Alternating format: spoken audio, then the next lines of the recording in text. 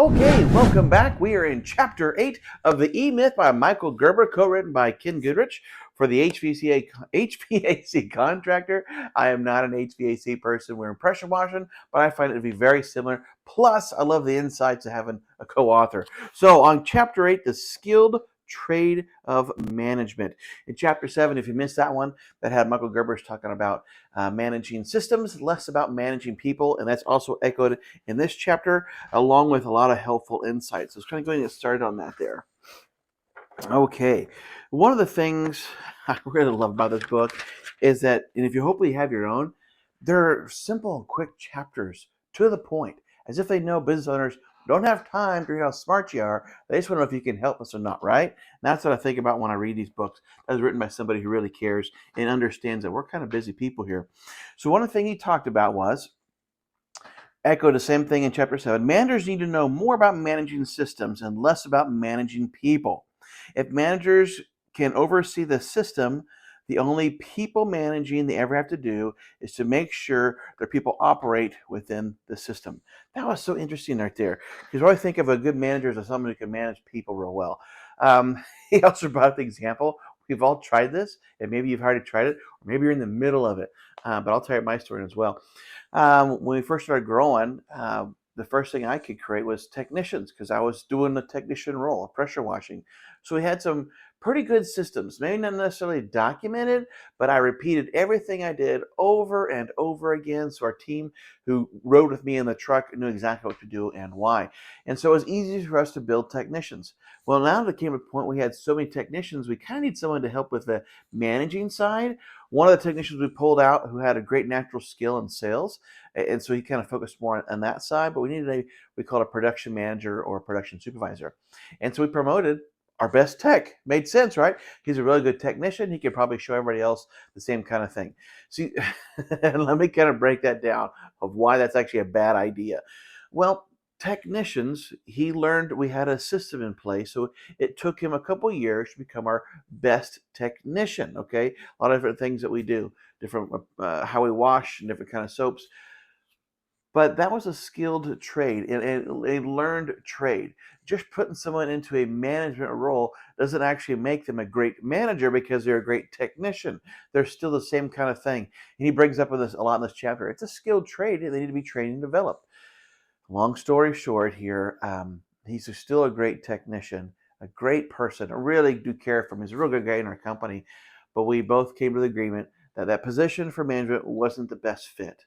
And actually, we put him back into technician, gave him a role kind of like as a senior lead technician, but he's actually out in the field making us more money than he was actually making us as a manager. Nothing bad against him at all. This is my experience in doing so, and we're just so blessed that it turned out to be a good decision for both of us to move him on. So now we brought in a new manager into our company. And actually, he's had a lot of great experience. I'll kind of cover more about that, but I wanted to kind of show you that right now. Just because promoting someone just because they're good in the field doesn't mean they're going to be good in management roles. It has to be trained, has to be developed.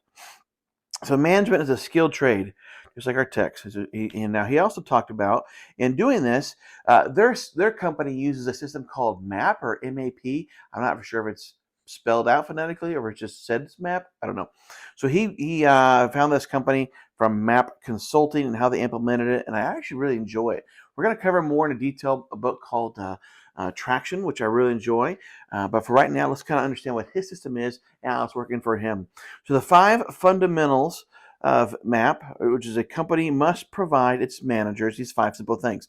Number 1, a business plan. I'm going to break these down here too for you. Number 2, a management system. 3, job descriptions. Number 4, timely and meaningful performance appraisals. And number 5, a 90-day training plans. So you broke it down. What does that mean? Number 1 is the business plan, your company's roadmap. This is kind of interesting.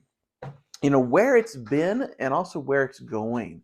So that way your manager kind of see how these things flow together. You may have heard the example, how do we get all our team in the boat rowing at the same time?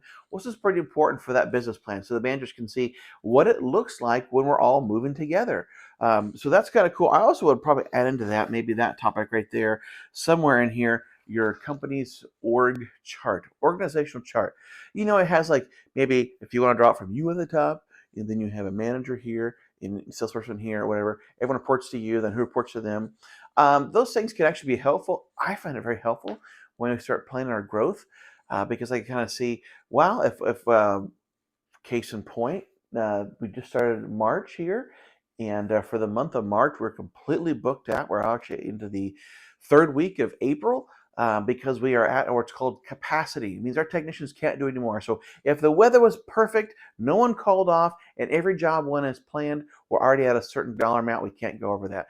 So what that looks like is now if we onboard the next team member, what that looks like, and gives them an indication of when to make those decisions with you.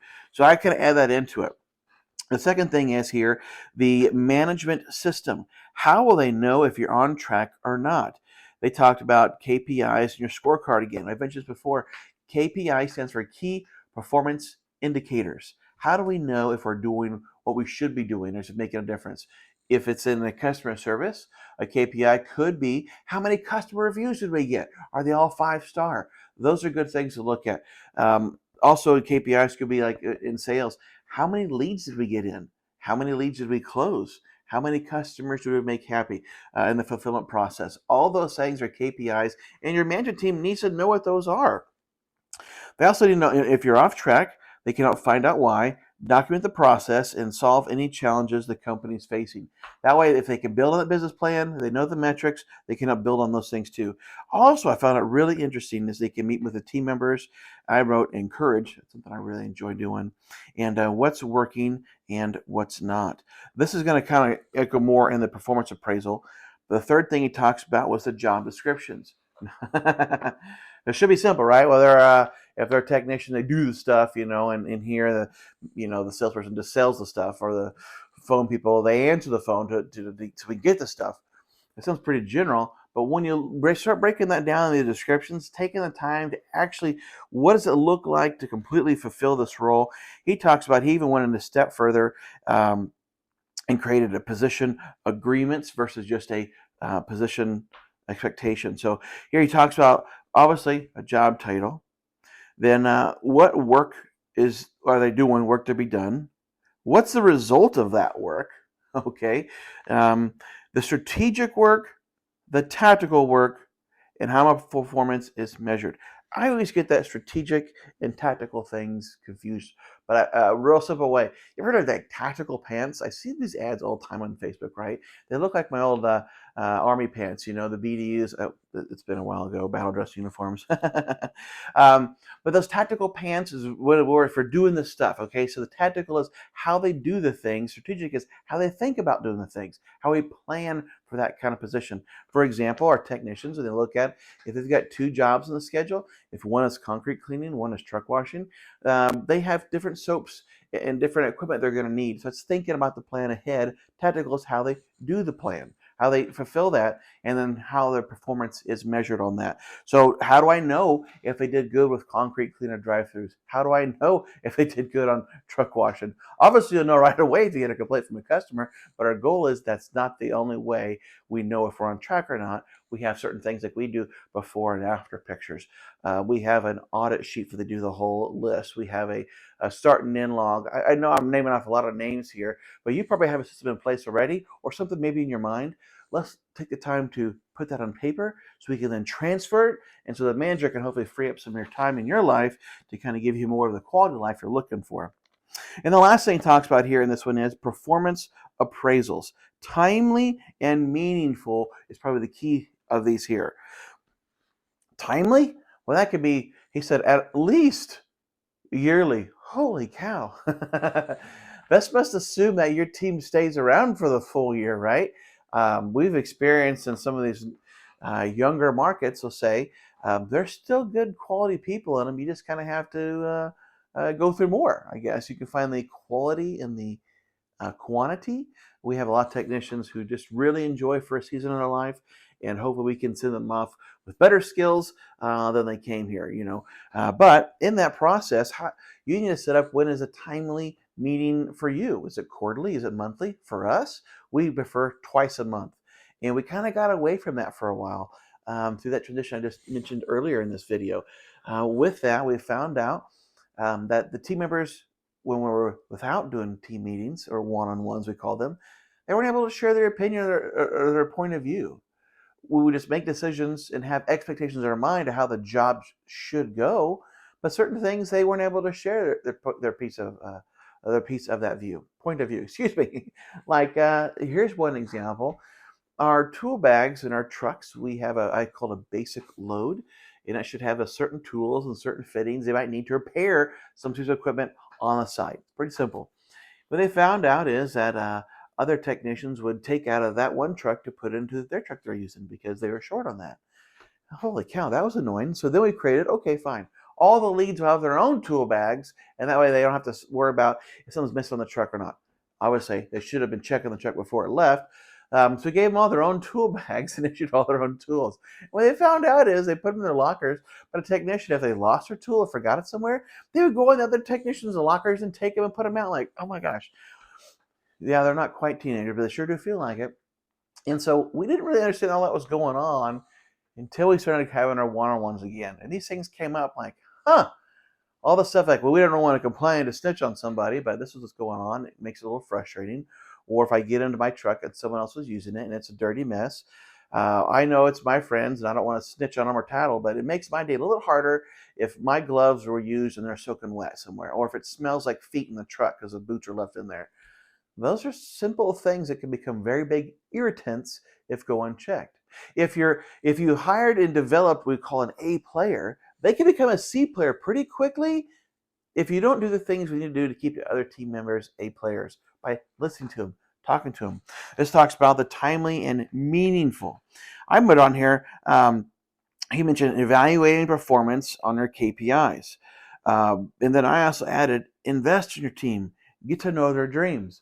Um, I don't know if it sounds really Pollyanna or whatever, but I like to think my technicians are coming to work for me because they love the culture. They want to stay here forever. But it's really not the point all the time. Some of them will meet a special someone and they want to get married and have kids. And then sometimes that means I want to have a career that I can make more income or move up in the company. And every company is down in that position to be able to do that yet, they're probably going to move on or they're going to go to college and find something else they might want to do. So in that time, how can you help them invest in their goals and dreams? Because they're going to remember that, but they're also going to recommend their friends because this is the place to go where it really matters to them. So that's kind of one little extra nugget on there. And I put a big O for observation.